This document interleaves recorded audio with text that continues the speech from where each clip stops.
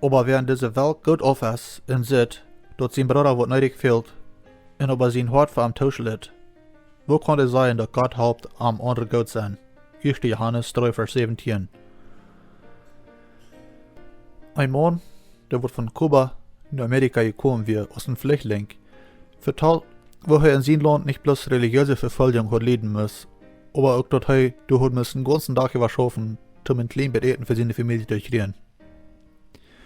Und dass seine Kinder fertig haben muss, hungrig schlucken gehen.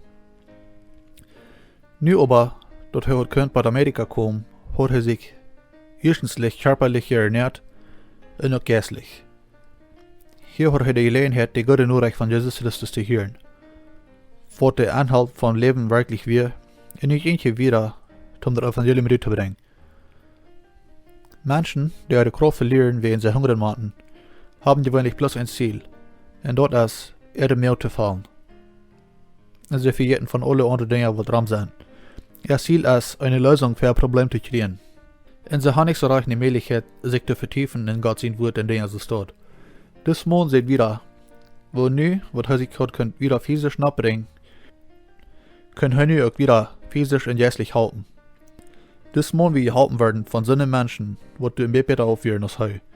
Wir brauchen nicht Millionär sein, um wem die Hand zu geben. Das Mond, der hat nu auch viele Freunde und Geschwister, könnt ihr gute Nachricht bringen und auch anders halten könnt.